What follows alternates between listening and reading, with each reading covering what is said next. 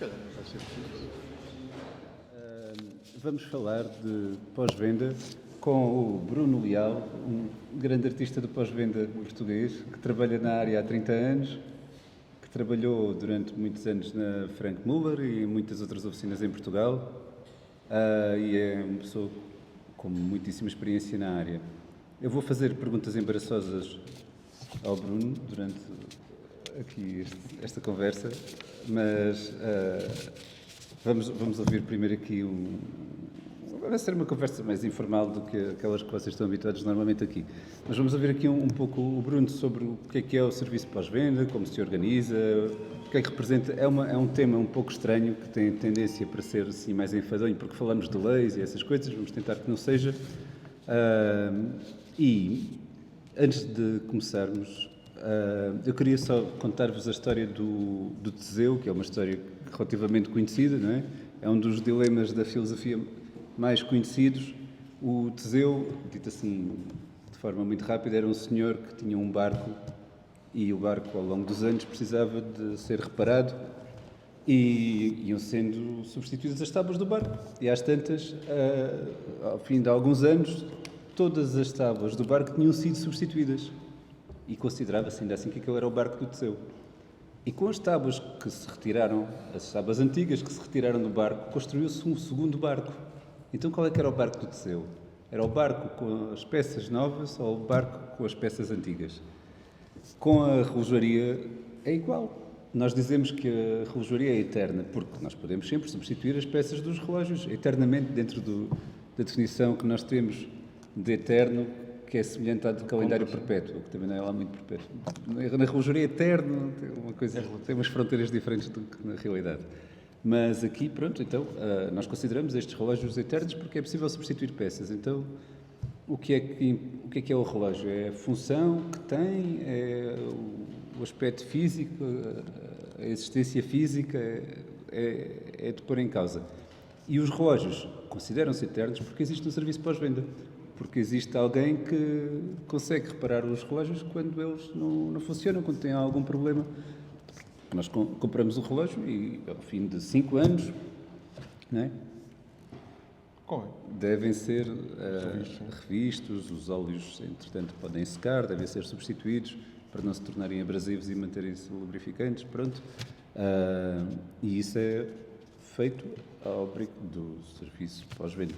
Nós vamos falar deste serviço, vamos também falar das garantias, vamos falar da lei portuguesa e do que é que existe em Portugal acerca, o que é que está esclarecido acerca das garantias em Portugal. Não sei se já se perguntaram se existem garantias para reparações feitas em oficina, se existem garantias apenas legais, a diferença em relação às comerciais também. Eu vou falar um pouco sobre isso, mas primeiro vamos ouvir o Bruno a falar sobre o pós-venda. Bom, e a experiência dele. Podes fazer uma apresentação tua rápida se quiseres. Como o Nuno já fez a apresentação, o meu nome é Bruno Leal, faz este ano 30 anos de relojoaria, sempre ligado ao SAV. SAV? Que é o Serviço Pós-Venda. Tanto a nível de assistências técnicas nacionais, como uma passagem pela boutique dos relógios, em que era eu, derivado da minha experiência, também fazia o contacto com as assistências técnicas, e por uma passagem de 10 anos na Frank Muller. Atualmente tenho o meu próprio ateliê também de reparação de relojoaria e tenho o privilégio de voltar à casa, que me deu a oportunidade de estar aqui, que é o curso de relojoaria na Casa Pia de Lisboa. Sou um dos professores, juntamente com o mestre Paulo Anastácio, que também foi o meu primeiro professor, e ali como também o meu colega Jair, portanto fazemos todos parte dessa grande casa que é a Casa Pia. Não, eu sou mais velho. Foste tu que praxaste já? Mas olha, eu tenho cabelos brancos, ele não tem cabelo. ele ali está para mim. Mas pronto, basicamente é isso. O Nuno, quero agradecer ao Nuno por me ter convidado. A bom rigor, isto já era para se ter feito já o ano passado, mas eu com a minha falta de tempo consegui arrastar até agora, não consegui arrastar mais do que isso. Também agradecer à Fundação Medeiros de Almeida por nos ter recebido mais uma vez. E a vocês por terem vindo aqui nesta semana de Páscoa para ouvir falar sobre este tema, que é a assistência técnica. Basicamente, o serviço de pós-venda acaba por ser um conjunto de ações e soluções que são oferecidas ao cliente após a aquisição, neste caso, de um relógio, que é o que estamos aqui a falar, que inclui, naturalmente, a manutenção, reparação e a orientação ao cliente, de maneira a garantir que o relógio se vá mantendo para aquilo que foi construído. Aqui o SAV, como é conhecido, tem um papel fundamental na prolongação do legado que cada relógio terá para o seu cliente, e aí nós sabemos que é sempre especial. Isto acaba por ser um bocado a definição do serviço pós-venda. Agora, a nível das assistências técnicas de relojoaria, atualmente enfrentam várias alterações, várias mudanças. É melhor explicar o que é uma assistência técnica, porque para nós é uma coisa normal. A assistência técnica baseia-se praticamente em todos os bens que nós adquirimos hoje em dia, seja um frigorífico, seja um carro, seja uma torradeira, precisa de uma assistência técnica para o reparar, caso seja necessário.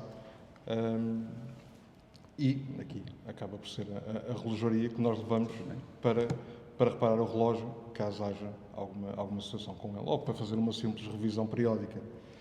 Como eu estava a dizer, elas enfrentam hoje várias alterações, desde o fabrico de calibres próprios das marcas, à introdução de novos materiais, novas ligas. Cada vez mais são implementados novos testes de tanquidade e mesmo de cosco, que têm a ver com a precisão do relógio. Há exigências muito específicas de cada uma das marcas para os aparelhos específicos que cada um acha que é usado.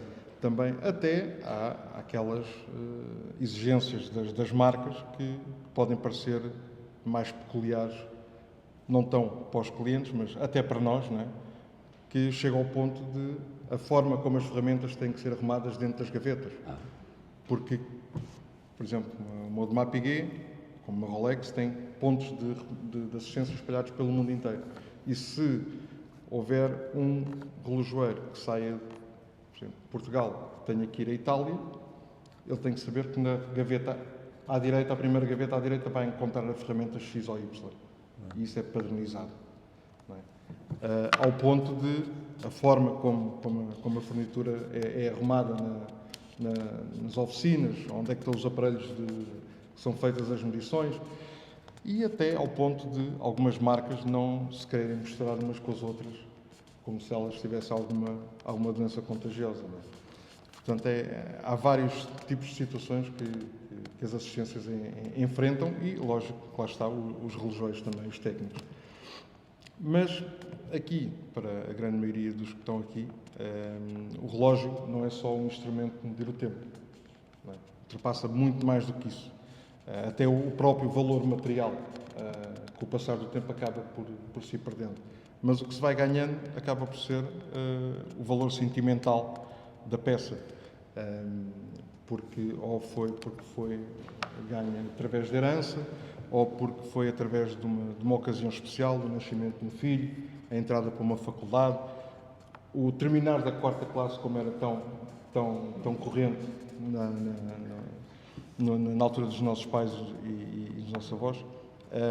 E então o relógio acaba por ganhar uma nova importância, muito para além do valor material. E é aí que o SAV, ou as assistências técnicas, entram para, tratar do relógio. E para isso temos aquelas intervenções periódicas, não é? Que ajudam a minimizar os danos e de maneira a que façam com que as revisões não sejam tão dispendiosas. Aqui neste campo temos as revisões parciais. Queres fazer perguntas? Sim, se houverem perguntas. A assistência técnica é o quê? Inclui tudo, uma reparação, uma revisão, uma manutenção. Quando se diz assistência técnica, é o quê? É isso tudo? Inclui. A assistência técnica é só quando para ou quando o roteiro cai? Não, até pode ser simplesmente por uma manutenção periódica, lá está, que quero dizer que existem revisões parciais que normalmente o que é feito das revisões parciais? É só mais ou menos mais a limpeza exterior do relógio, a afinação da precisão e da marcha, a substituição dos vedantes e o controle de estanquidade. Depois existem as revisões gerais, que aí são mais profundas, mais detalhadas, as peças são vistas mais ao pormenor, são substituídas caso estejam deterioradas ou danificadas e o relógio é desmontado, é lavado, é lubrificado, é feita aqui a reserva, também o controle da marcha e da precisão, também o polimento da caixa da bracelete, se assim o cliente o entender, e também a reserva o teste de estanquidade e a reserva de marcha. O que é a reserva de marcha é o tempo que o relógio aguenta a trabalhar sem estar no pulso, no caso dos relógios automáticos, naturalmente. Mas a assistência técnica acaba por ser isso tudo. Acaba por ser a reparação de avarias também. Exato, acaba por ser a reparação de avarias, a informar o cliente, a orientação do cliente até de como guardar o relógio caso ele não seja usado durante um determinado tempo, o que deve fazer quando entra em contato com água salgada, que muitos de nós esquecemos, mas convém passá-lo por água doce, convém evitar grandes variações de temperatura. Isso tudo acaba por ser um complemento da marca e fazer chegar ao cliente essas informações que às vezes não são passadas na loja ou não são lidas nos manuais de instruções, não é? Cada vez menos hoje em dia. É muito importante essa proximidade que se tem com o cliente. Não só para as revisões, mas também muitos vão até às assistências perguntar: olha, eu posso fazer isto com o relógio? Não posso. Eu agora fiz isto. O que é que eu tenho que fazer a seguir? Não é só quando o relógio para, ou quando se bateu com ele e partiu o vidro, ou saltou uma peça. Não. Hoje em dia, as assistências técnicas cada vez estão mais viradas para o cliente, para a fidelização do cliente.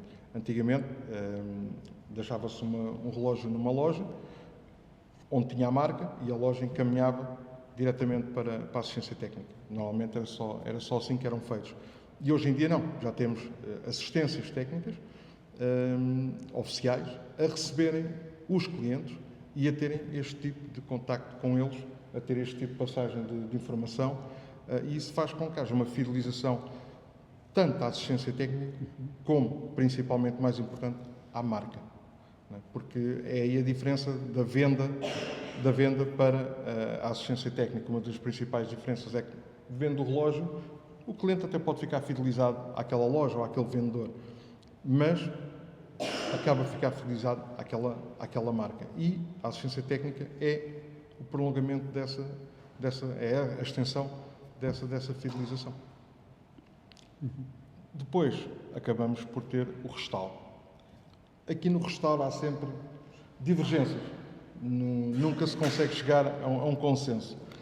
Porque há vários tipos de clientes.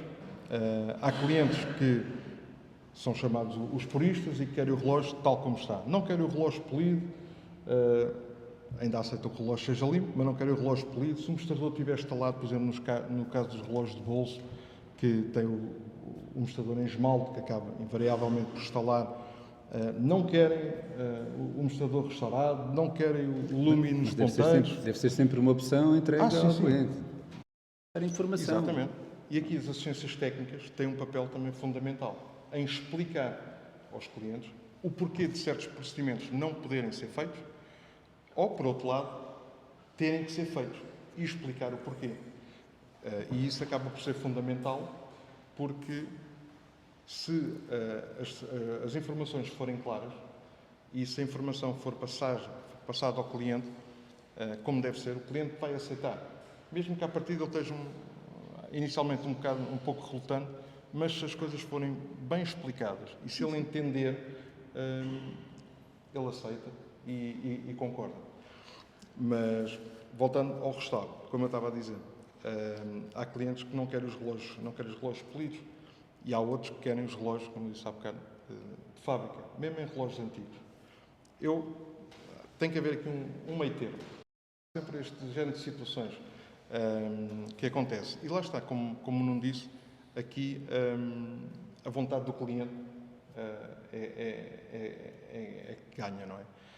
Agora, depois temos também a parte como eu já falei, do movimento, do mostrador, e também passa pelo mostrador e pelos ponteiros, e também pelo movimento. Relógios antigos a fazer com restauro, pode-se eventualmente encontrar ainda peças no mercado, a grande maioria já estão descontinuados pelas marcas, como é natural, ou então terão que se fazer peças novas. Também é possível e ainda se fazem algumas, mas voltamos ao mesmo dilema, não do ovo e da galinha, mas o do barco, de quem é que é o barco, ainda é o barco, se estas peças já foram substituídas, será que o relógio ainda é o mesmo?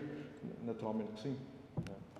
Porque a pessoa, lá está, o relógio para a pessoa, quando estamos a falar de um relógio que foi intervencionado no restauro, tem um valor emocional para a pessoa, sentimental para a pessoa, que a pessoa não se importa muito se o parafuso foi feito, se foi comprado. A pessoa quer o relógio a trabalhar para perpetuar aquela lembrança, para perpetuar aquela recordação que lhe traz. Basicamente acaba por ser isso. Atualmente, voltando agora, pegando agora aqui noutro assunto, que o Nuno também me lançou o rap para falar sobre as assistências independentes, ou os ateliês independentes. Têm as suas diferenças, naturalmente, com as assistências oficiais. Claro que sim. Mas não são assim tão gritantes, porque ambos os sistemas têm técnicos especializados e certificados. Não estou lembrado de nenhum ateliê independente que não tenha relógios certificados. Todos estão, porque pelos sítios onde passaram, receberam certificações dessas marcas para trabalhar, porque queria dizer que passaram um patamar na responsabilidade e no conhecimento. Portanto, ambos têm técnicos habilitados a trabalhar. Uma das grandes diferenças que ainda os independentes conseguem ter é que a proximidade que eu falava há pouco, conseguimos estar mais próximos do cliente, ouvir as necessidades dos clientes, chegar aos clientes e corresponder às expectativas deles. Ao contrário das assistências oficiais, que passam uma rede de lojas, ou mesmo que vão ao balcão da assistência técnica, vão ao balcão. Depois ainda há uma pessoa que os atende, depois passa para o relojoeiro orçamentista e por aí fora. E naquele jogo da mensagem, a gente já sabe que quando chega à quinta ou à sexta pessoa, a mensagem já vai a 1/3. Aqui também, invariavelmente, os valores também acabam por ser diferentes, não é? Porque, naturalmente, uma assistência técnica oficial tem uma logística por trás muito grande, não é? E mesmo os valores impostos pelas marcas que têm que ser mantidos para haver uma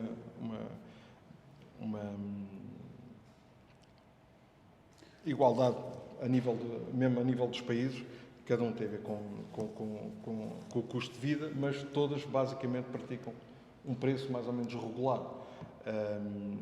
E a nível dos independentes já não se passa Os tanto preços são assim. semelhantes entre os diferentes países?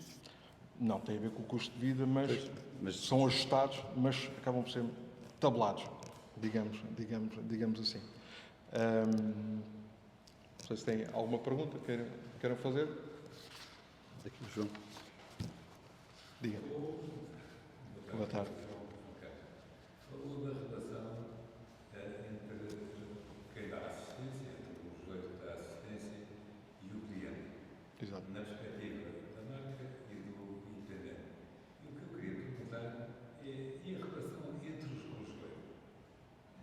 Entre eles? A comunicação entre os relógios? Como é que a coisa se processa? É amigável? Não, ainda bem que toca nesse assunto, porque eu por acaso tinha pensado exatamente nisso. Nós antigamente tínhamos um problema, e eu quando comecei a trabalhar deparei-me com esse problema. Como nós costumamos dizer na gíria, em que os relógios mais velhos faziam caixinha.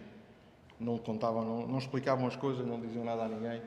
E para quem sai de uma escola, por mais que tenha um curso técnico ou profissional, há sempre lacunas, há sempre falhas, que não se aprende na totalidade na escola. E eu sofri um bocado nisso. Saí da escola em 97 e então ainda apanhei um bocado esse tipo de situação. E um bocado para contrariar isso, se calhar porque hoje dou aulas e já há muito tempo, desde a Franco Muller, que eu dou formação aos relógios que trabalham comigo e não tenho problema nenhum em passar a informação. Mesmo assim, porque Não, mas é verdade. é muito mais fácil. Como é que se chama aquele manual? Como é que se chama o manual do relojoeiro? O manual do aprendiz de relojoeiro. Do Barbosa.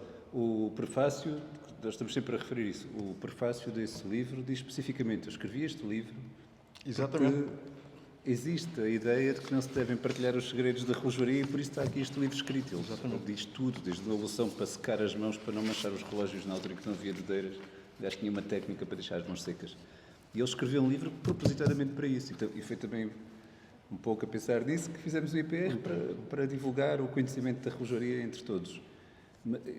Nós temos alguma experiência lá no IPR também trabalhamos com muitos relojoeiros. E há uma regra que há em que é uma regra transversal a todas as áreas, que é enquanto houver pessoas, há conflitos. Portanto, na relojoaria também há pessoas, há naturalmente conflitos entre relojoeiros e por aí fora. Mas não mais do que nas outras áreas. Até acho que é uma área onde o pessoal é bastante educado uns com os outros. Quem está nisto há muitos anos, de certeza que tem umas opiniões que variam um bocado em relação a esta. Sim, mas eu trabalhei em outras áreas e acho que na área da relojoaria o pessoal é educado e é simpático, são simpáticos as coisas. Mas é como... Duas coisas. Eu acho que às tantas também a ideia que se tem do relógio mudou, não é? Antes era um instrumento prático essencial. Era a única forma de saber as horas e de chegarmos a horas aos sítios. Então era um instrumento que tinha uma importância extrema e o trabalho de relojoaria estava sujeito a pessoas que davam essa importância ao objeto que estava a ser reparado. Hoje em dia, como passou mais para o lado recreativo, os clientes, claro, que levam os relógios, os seus próprios relógios a sério, mas não tão a sério como levavam há uns anos, já não é um instrumento de trabalho. Isto é uma coisa. A outra é que o exemplo de Espanha é muito bom. Em Espanha há uma associação que se chama AMPREG, que eu acho que é esta associação que faz uma coisa muito engraçada.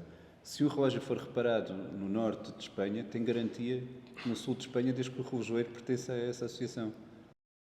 Temos aqui uma pergunta desta senhora. É só uma pequena observação, que eu não sei se já existe ou não, a divulgação curricular dos relojoeiros que estão inscritos no IPR. Não sei se fazem a divulgação curricular para que possam também ter o percurso do relojoeiro e terem, portanto, essa informação mais detalhada para poderem, então, assim, verificar e poderem realmente ter a certeza de que realmente o relojoeiro tem aquele percurso, tem aquela formação. Muitas vezes contacto-nos alguns alunos que dizem que querem trabalhar na área da relojoaria e que autorizações é que têm que ter para poder trabalhar, que certificados é que têm que ter. E pelo que nós sabemos até hoje, a certificação é importante, mas nas marcas o que é importante mais do que a certificação é saber fazer. Por isso, quando se faz uma entrevista a um relojoeiro, a entrevista consiste num teste. As pessoas vão, fazem um teste e se conseguirem fazer aquele serviço, trabalham lá naquele sítio como relojoeiros. A certificação em si, nesta área, eu acho que, naturalmente, eu acho que tem importância, mas para o empregador não é como nas outras áreas em que é feita uma triagem só pela certificação. Antes de mais nada, é a experiência. As pessoas têm que conseguir saber fazer, independentemente de tudo o resto. E depois pode haver um conjunto de outros assuntos.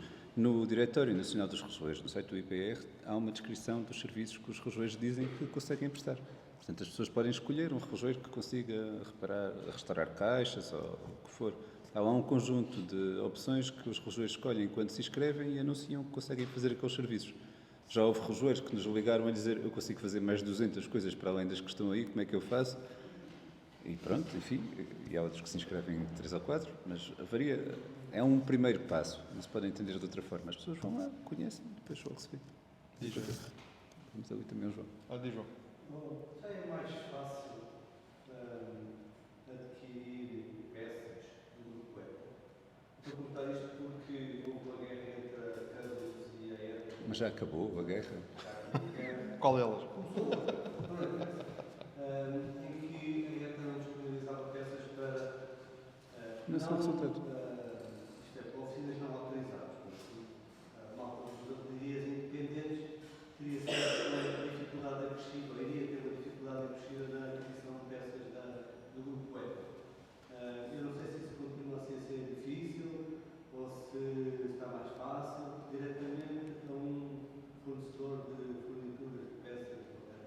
Não, até curiosamente, até peças da ETA, na grande maioria das vezes, da grande maioria dos calibres, são as mais fáceis de encontrar. Mas não na ETA.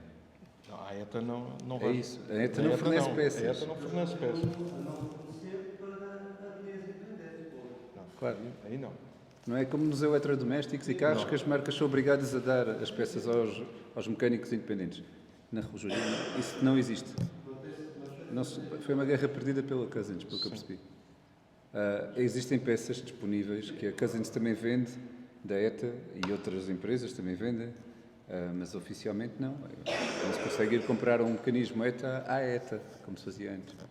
Há uma série deles. Assim, nesse aspecto continua-se. Continua fechados. O trabalho do ateliê independente torna-se um bocadinho mais dificultado quando precisam de peças para ir buscar à marca, assim.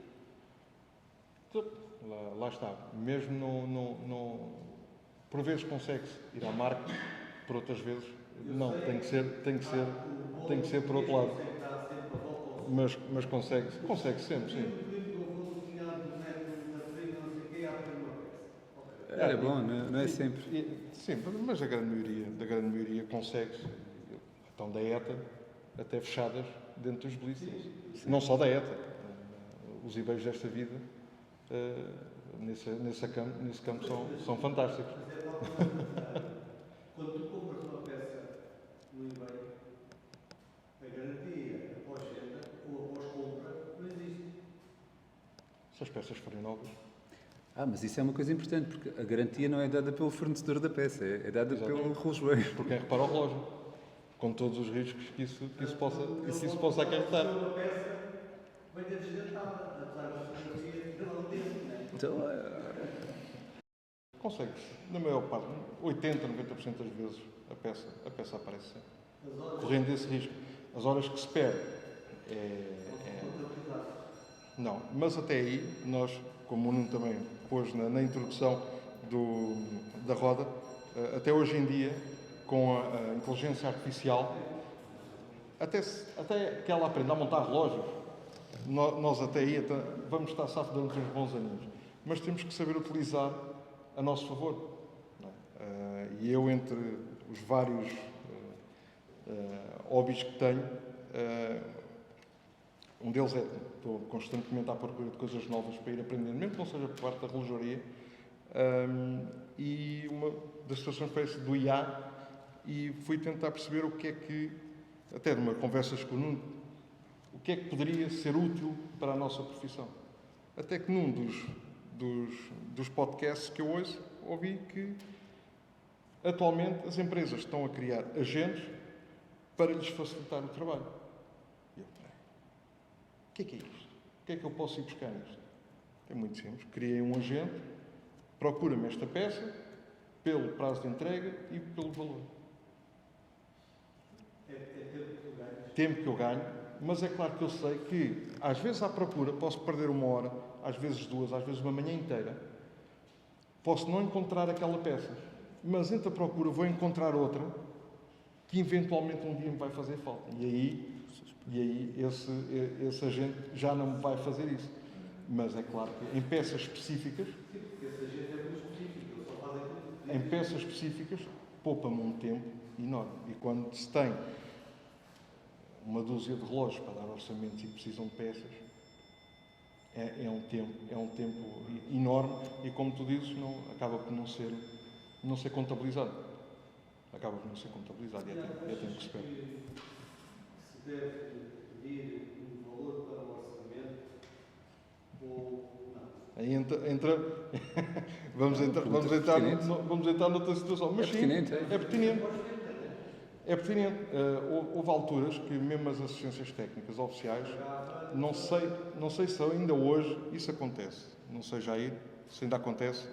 E caso o orçamento seja aceito, é diluído na revisão. Se for um ponto muito caro, tem que se adicionar à revisão. Não, o orçamento cobrado, a cobrança do orçamento. Se cobra ou não pelos orçamentos? Não, lá está. De antes fazia-se, quando eu comecei, ainda apanhei isso, e era uma situação que os clientes não ficavam nada agradados. de tal modo perdeu-se completamente. E as pessoas não têm a noção do tempo que se perde à procura, às vezes, de um volante de um vidro. Perde-se muito tempo. Mas lá está. Se se vai, mesmo que depois o valor, caso não seja aceito, é diluído na reparação, ou só é pago caso seja recusado, levanta muitos problemas. De tal maneira que se deixou de ser prática. O que antes era. Existe a possibilidade de efetuar a reparação ou não. Exatamente. E muitas das vezes, o que é que acontece? Visto que o orçamento não é cobrado, a menos que seja um relógio específico e que o problema assim o obrigue, o orçamento, ou o relógio, nunca ou raramente é desmontado na íntegra. Porque, senão, então, aí o nosso dia 24 horas não chegava. Trabalhei com colegas que tinham por hábito desmontar o relógio ficava ali e quando o cliente aceitasse ou não, ou montavam ou punham logo a lavar. Eu não encaro muito isso como sistema. E lá está, o problema de não serem cobrados os orçamentos. Uma pessoa às vezes tem que desmontar o relógio todo e não tem outra hipótese, porque o problema é ali de baixo e tem que se lá chegar para ter a certeza que é aquela peça e que não houve mais nenhuma que foi danificada no processo, e corre-se o risco às vezes do orçamento não ser aceito e nós não temos outra opção que voltar a montar. Mas lá está, não é bem visto pelos clientes a cobrança do orçamento. Daí ter sido uma prática que se pôs completamente de lado. E é isso que se faz no pós-venda. Nós explicamos as coisas com muita informação, se a mensagem for passada de forma clara, isso é fácil. Acontece muitas vezes que, como na informática, por exemplo, há informáticos que se diz que têm muito input e pouco output, que são muito bons tecnicamente, mas têm pouca capacidade de comunicação. Às vezes com os relojoeiros isso pode acontecer, porque são profissões que obrigam a um trabalho solitário de várias horas por dia. Não é como um comercial que está o dia todo a falar com pessoas. Por isso, às vezes é difícil ter uma comunicação eficaz com quem nos aparece à frente se passamos o dia todo sozinhos, sem falar com ninguém. Mas esta parte da informação é muito importante. As garantias, que é sobre o que eu queria falar agora, são, na verdade, uma forma de darmos esperança às pessoas. Está a comprar um relógio e existe uma promessa da nossa parte que, se acontecer alguma coisa ao relógio nos próximos 3 anos, haverá uma solução mais fácil do que aquela que haverá passados 3 anos, digamos assim, não é? Então, estamos a dar segurança, estamos a reduzir o medo, damos esta informação de que há um período no qual nós garantimos que existem peças, que existe uma solução, seja qual for o problema, dentro dos limites das garantias, que nós temos que conhecer muito bem. Então, há um decreto de lei que todos temos que conhecer, e esta é a parte chata desta conversa, que é o decreto de lei 84 de 2021, que diz, entre outras coisas, uma coisa que é muito temida nas assistências técnicas, que é: se ao fim de 30 dias o relógio não estiver reparado, temos que entregar um relógio novo. O que é que se diz? Eu vou ler. É importante ler isto. O que diz na lei é isto: o prazo para reparação à substituição não deve exceder 30 dias, salvo nas situações em que a natureza e complexidade dos bens, a gravidade da falta de conformidade e o esforço necessário para a conclusão da reparação ou substituição justifiquem um prazo maior. A tradução é 30 dias se conseguirmos. É o que isto diz. É o que isto diz. Por isso, não conseguiram ir. É um prazo, é um acordo de cavalheiros. Nós acordamos. Mas nunca existe, o problema é esse. Nunca existe. O quê?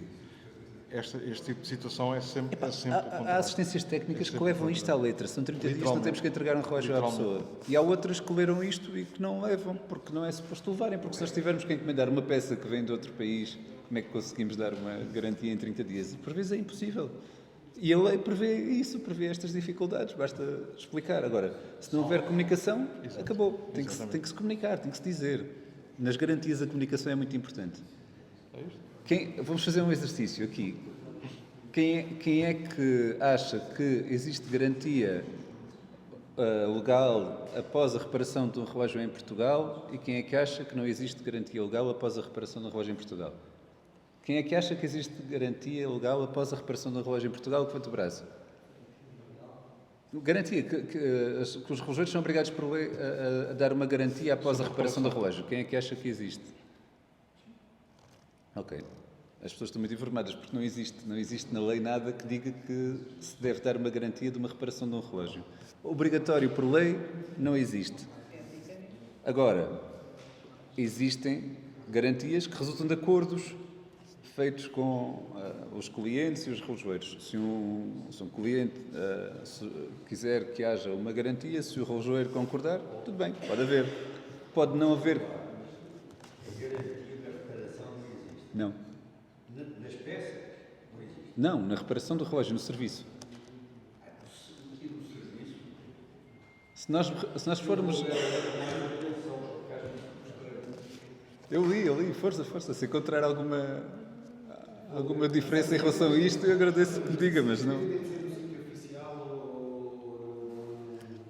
Independentemente do sítio, a reparação em Portugal não tem garantia, a não ser que esta seja acordada com o cliente.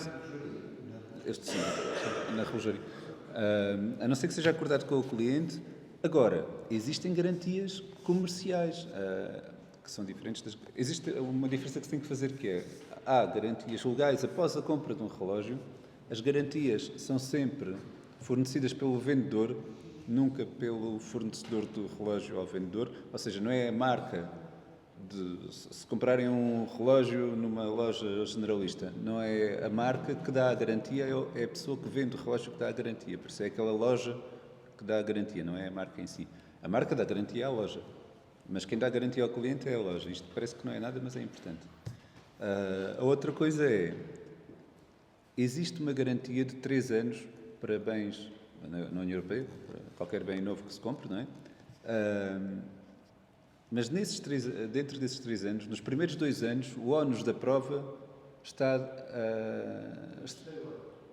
nos 2 primeiros anos, o ónus da prova está no vendedor, na loja. No terceiro ano tem que ser o cliente a provar que o problema do relógio é um problema que está enquadrado na garantia. Enquanto nos primeiros 2 anos nós simplesmente entregamos o relógio e dizemos que está com um problema e é a relojaria que tem que ir confirmar se é realmente aquilo ou não. No terceiro ano, se nós entregarmos o relógio, temos de ser nós a provar à relojaria que o relógio tem um problema. Por isso é muito difícil conseguir uma garantia no terceiro ano. Pronto, enfim. As garantias resultam de problemas com a utilização do relógio, não resultam de problemas com a utilização do relógio, resultam de problemas com defeitos de origem do relógio. Isto também está enquadrado na lei, numa coisa que eu não vou ler agora porque isto é um bocado chato, mas depois podem ir ler o Decreto-Lei 84 de 2021, que esclarece também muito bem este assunto. Nos relógios usados...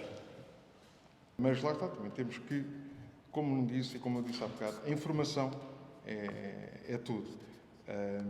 E se, a partir do momento que seja explicado as situações aos clientes, mesmo no limite da garantia, ou mesmo que seja fora da garantia, o relojoeiro abre o relógio e vê, isto partiu. Não é nada, não foi o cliente que tentou acertar o calendário na altura do salto da meia-noite, não foi o cliente que forçou a dar corda, não.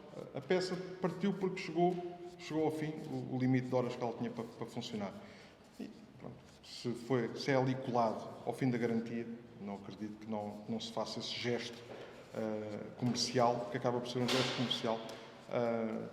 Realmente, há pessoas... Dá os parabéns à tua.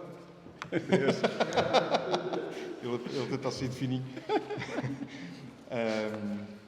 Isso aí, lá está. Acaba por ser... lá está, o tal jogo de cintura, o tal gesto comercial, em que o relojoeiro não quer perder o cliente, e se não foi mau uso do relógio, lá está, mais uma vez acaba por ser um ónus que o relojoeiro aceita, desde que não seja um valor exorbitante, claro está, não é? Mas, por norma, esse ónus é tomado em conta pelo relojoeiro na ótica de, lá está, de fidelizar o cliente, dar essa confiança ao cliente, porque o que nós queremos é que o cliente saia satisfeito com o serviço, com aquilo que foi prestado. Até que digam, olha, eu até isto foi logo a seguir, ou já estava a queimar a garantia, ou já tinha passado 2 ou 3 meses, mas ele viu que não fui eu que danifiquei e até nem me levou nada e até cobrou a peça, estou satisfeitíssimo. Isso é meio caminho andado para, lá está, para a boa publicidade e principalmente para a confiança das pessoas nos ateliês independentes, que concordo perfeitamente que acaba por ser tão difícil a confiança, porque cá ainda não está muito dinamizado, mas se formos ao Reino Unido, culturalmente já está enraizado. Culturalmente, em Portugal, os clientes chegaram, só no início dos anos 40, 50, não levo o relógio ao relojoeiro porque tem ruídos, ele rouba-me os ruídos. Pois. Não é? Se tivesse rubis verdadeiros, era a razão para isso. Portanto, culturalmente, tivemos ali um período que a classe não era assim tão bem vista.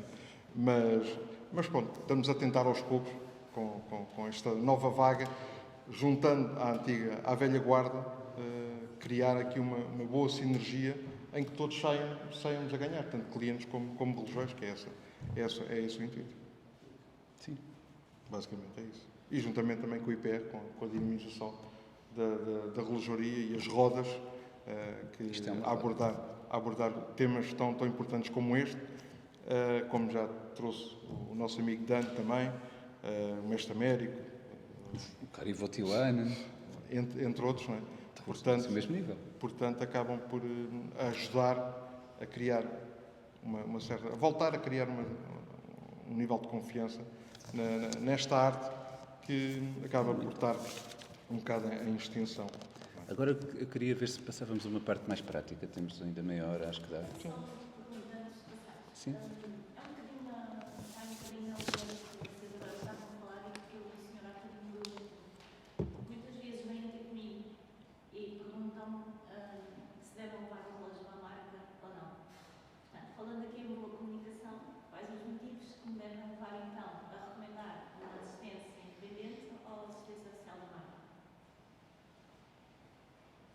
Pode-se entrar para algumas ideias.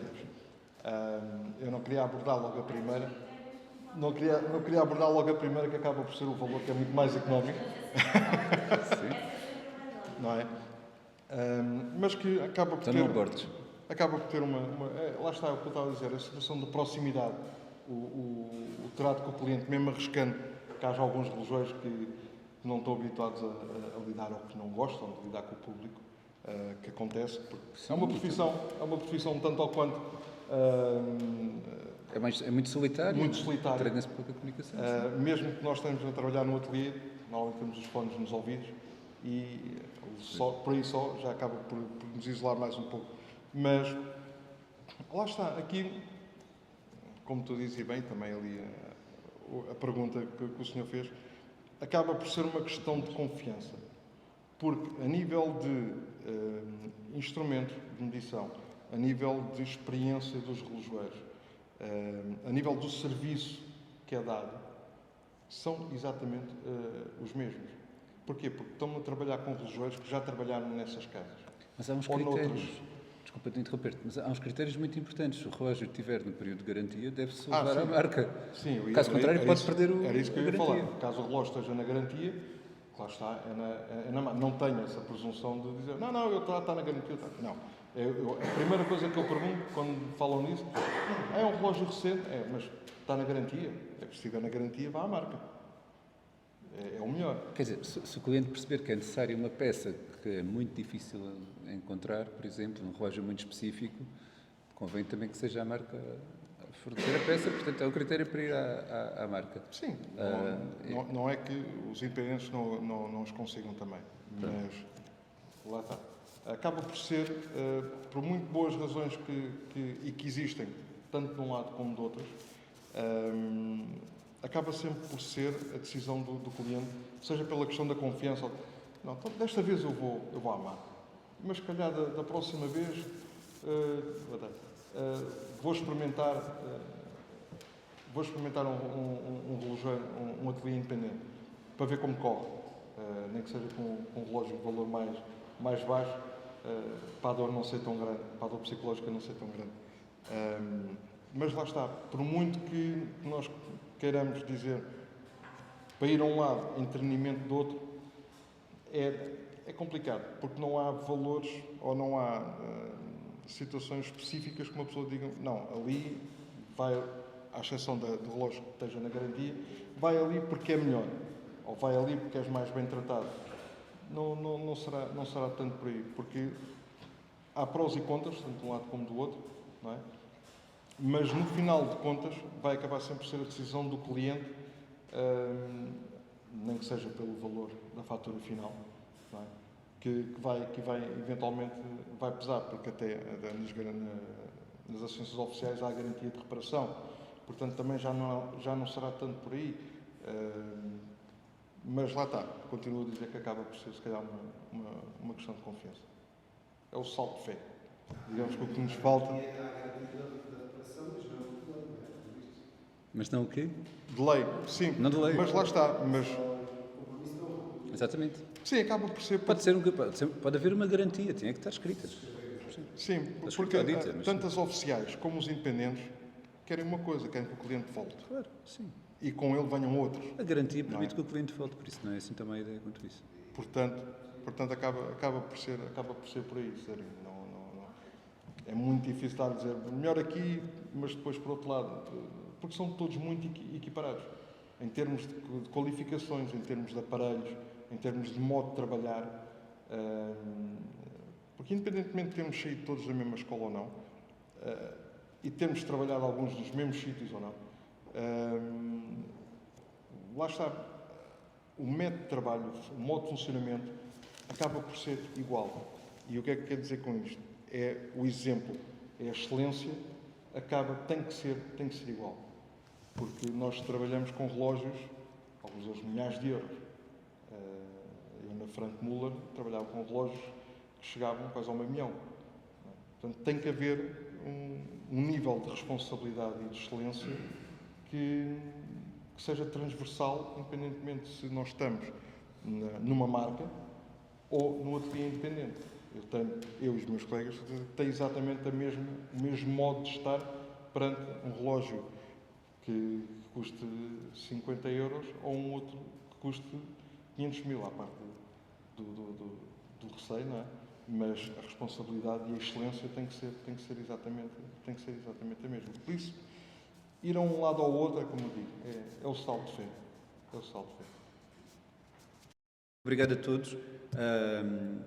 Da parte do IPR, o que eu recomendo é que subscrevam o nosso boletim do IPR e por aí ficam a saber quais são as próximas rodas como estas que vamos ter.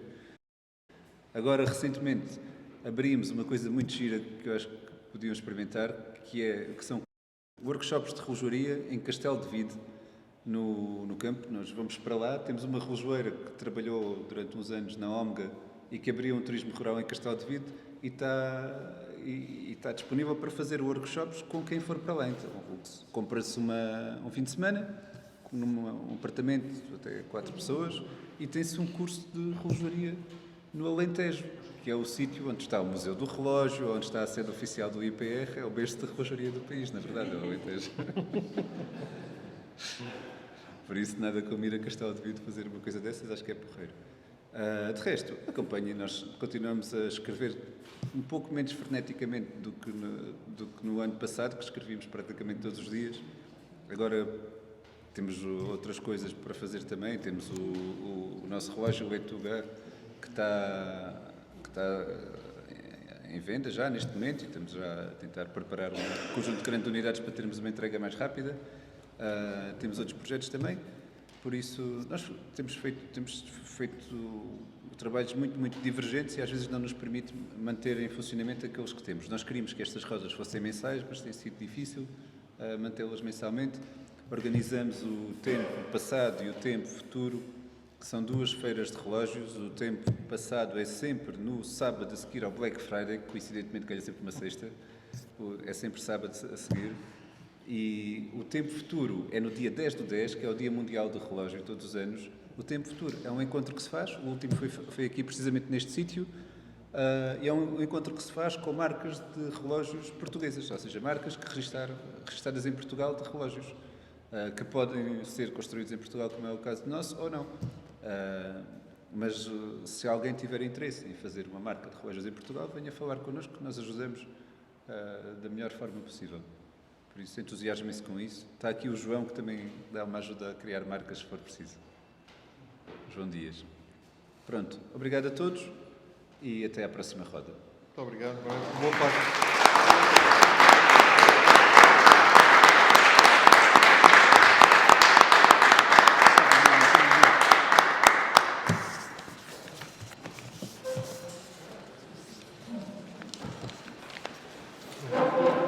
Estamos sem bateria no microfone, mas o outro manteve-se.